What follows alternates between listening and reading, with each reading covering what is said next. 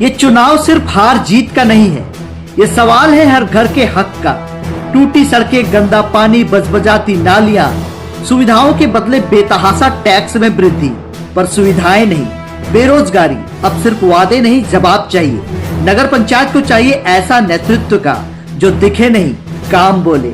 अब चुप बैठने का नहीं है, वोट से बदलाव लाने का वक्त है। मतदान कीजिए, सोच समझ कर कीजिए, क्योंकि इस बार फैसला जनता करेगी, आप करेंगे।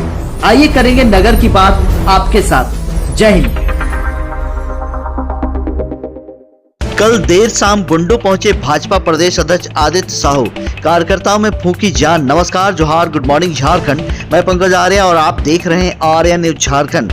जी हां, कल देर शाम भाजपा के प्रदेश अध्यक्ष आदित्य साहू बुंडू पहुंचे। इस दौरान बुंडू नगर पंचायत चुनाव में अध्यक्ष पद के उम्मीदवार राजेश उरांव और एनडीए के प्रमुख घटक दल जदयू के नेता राजा पीटर की मौजूदगी में एक बैठक कर भाजपा के कार्यकर्ताओं में फूंकी जान। पूरे झारखंड प्रदेश में नगर निकाय चुनाव को लेकर भाजपा प्रदेश पूरी तरह से कमर कसी हुई नजर आ रही है।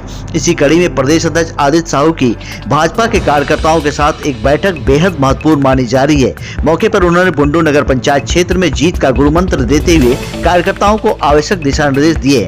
साथ ही बुंडू की जनता से भाजपा समर्थित उम्मीदवार राजेश उरांव के पक्ष में मतदान कर भारी मतों से विजयी बनाने की अपील की है।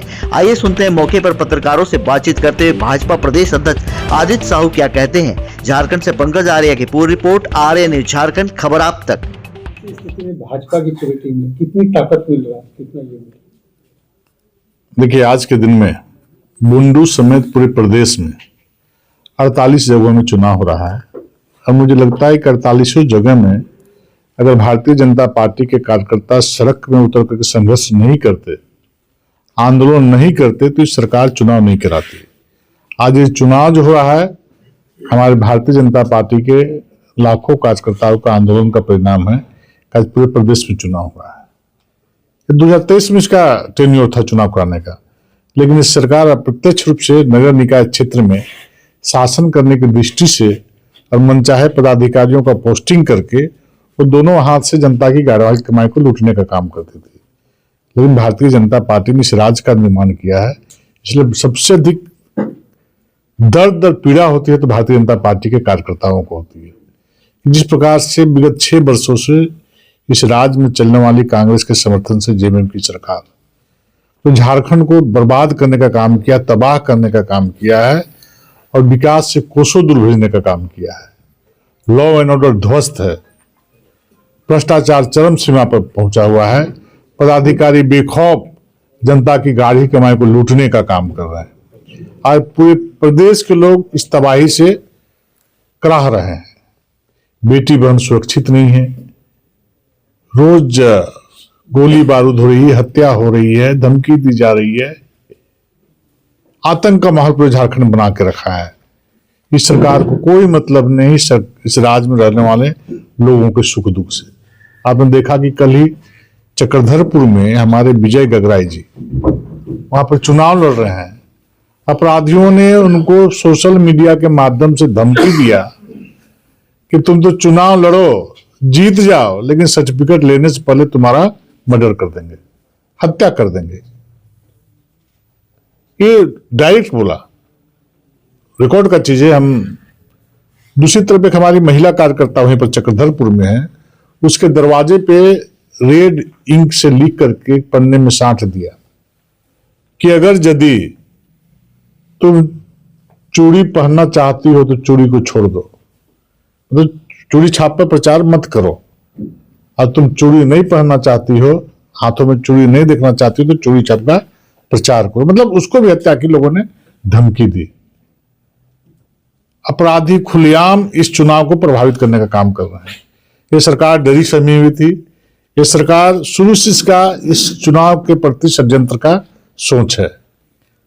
2018 में दलीय आधार पर चुनाव हुए थे, सिंबल के आधार पर चुनाव हुए थे, ईवीएम से चुनाव हुए थे। ये सोचे कि यदि दलीय आधार पर चुनाव कराएंगे तो मेरा सुपड़ा साफ हो जाएगा, ईवीएम से कराएंगे तो सुपड़ा साफ हो जाएगा। तो 2000 से पहले जब जिस बिहार के समय की बात है, अब लोग बैलेट से चुनाव करते थे प्रत्याशी का। आज फिर 26 साल बाद देश कहां चला गया, दुनिया कितना आगे बढ़ गया। नरेंद्र मोदी जी के नेतृत्व में देश बहुत तेजी के साथ बढ़ा। आज फिर 2000 से पहले वाली स्थिति 2026 में लाके हेमंत जी ने खड़ा कर दिया और बैलेट के आधार पर चुनाव करा रहे हैं। इसलिए करा रहे हैं कि अपराधियों के माध्यम से हम इस चुनाव को प्रभावित करें और इसमें हम व्यवधान उत्पन्न करने की कोशिश करें। क्योंकि पंचायत चुनाव में इनका चस्का लगा हुआ है, जीते हुए मुखिया को हरा दिया था, हारे मुखिया को जिता दिया था, आप सभी लोग जानते हैं। वार्ड के साथ उसे किया, पंचायत समिति जिला परिषद के साथ वही किया था। तो उसी प्रकार का षड्यंत्र इस चुनाव में भी है। लेकिन मैं दावे के साथ कहता हूं कि भारतीय जनता पार्टी के कार्यकर्ता कमर कस के तैयार है, किसी भी स्थिति और परिस्थिति का सामना करने के लिए तैयार हैं और डट कर मुकाबला करेंगे। आपने देखा किस प्रकार से राज्य में अपहरण की घटनाएं हो रही हैं, आपके सामने की बात है। रांची में 2-2, 3-3 जगह अपहरण हुए। अगर भारतीय जनता पार्टी के कार्यकर्ता हमारे एसएसपी कार्यालय का घेराव नहीं करते, दबाव नहीं डालते, तो शायद वो बच्चे आज माँ पिताजी से दूर रहते। कार्यकर्ताओं को मैं धन्यवाद देना चाहता हूं कि हमारे कार्यकर्ताओं के दबाव के बदौलत आज ओरमांझी का भी एक बच्चा और जगन्नाथपुर का, बगल में विधानसभा, बगल में प्रोजेक्ट बिल्डिंग, बगल में मंत्री का आवास, बगल में हाई कोर्ट, वहां से एक यादव परिवार के बच्चा को, 2 बच्चों को आंगन से उठा के ले गए थे लोग। हमारे कार्यकर्ताओं ने उसको बचाया, दबाव बनाया। जमशेदपुर से गए उद्यमी को उठा के ले गया, हम लोगों ने वहां गया, वहां दबाव बनाया। 2 दिन डीजीपी को वहां रहना पड़ा जमशेदपुर में, इतना दबाव बना, वो भी उद्यमी वापस से आके चला गया। मैं वापस आया, माँ बाप को मिला। इस प्रकार की घटना बहुत तेजी के साथ झारखंड में बढ़ी है और झारखंड फिर से जंगल राज की ओर से आगे बढ़ा है। सभी नागरिकों का, आप पत्रकार मित्रों का भी कर्तव्य बनता है कि आप भी इस क्षेत्र से रहते हैं। फिर 2000 से पहले वाली स्थिति यहां पर नहीं है। फिर अपराधी और उग्रवादी जो दबे कुछ पड़े हुए थे, आज फिर बहुत फन उठा करके डसने का प्रयास कर रहे हैं। अगर यदि इस परिस्थिति में यहाँ की जनता अगर सजग नहीं होंगे तो फिर 2000 से पहले वाली स्थिति झारखंड में आ गई है और बहुत तेजी के साथ आने वाली है।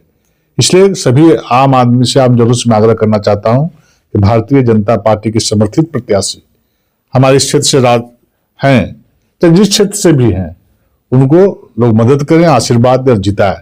और इस सरकार को संदेश देने का काम करें कि तुम चूंकि जन विरोधी सरकार हो, महिला विरोधी सरकार हो, युवा विरोधी सरकार हो, किसान विरोधी सरकार हो, व्यापारी विरोधी सरकार हो, हर समाज हर वर्ग विरोधी सरकार हो, इसलिए तुम्हें मत लेने का अधिकार आज झारखंड के लोगों के पास नहीं है। अब व्यापारी की बात वो लोग करते हैं, आज कुछ लोग सफाई दे रहे थे जेएमएम का, व्यापारियों को पहले उन लोग गाली देने का काम किया। हेमंत सोरेन जी ने खुले मंच से घाटशिला के चुनाव में कहा कि व्यापारी पहले पैर पकड़ते हैं फिर गर्दन पकड़ते हैं। तो इस बात को भी बुंडू के हमारे व्यापारी भाइयों को बताने की आवश्यकता है कि व्यापारियों को कितने हीन भाव से माननीय मुख्यमंत्री जी देखने का काम करते हैं। एक भी व्यापारी का वोट अगर थोड़ी सी भी मन में विचार होगा तो उनके समर्थित प्रत्याशी को नहीं मिलना चाहिए। मान सम्मान से बड़ा कुछ नहीं। व्यापारी मेहनत करता है, रात दिन दुकान में बैठता है, तब 2 पैसा कमाता है। और उस इतने बड़े समाज को जो व्यापारी लाखों लाख लोगों को पालने पोसने का, रोजगार देने का काम करता है, उस समाज को खुले मन से गाली देने का काम माननीय मुख्यमंत्री जी ने किया। इस राज्य के मुखिया हैं, आपके सभी वर्ग, सभी समाज, सभी लोग आपके अपने हैं। किस मुंह से आप किसी को गाली बकते हैं, चाहे अपमानित करने का काम करते हैं? ये क्यों अधिकार आपको दिया है?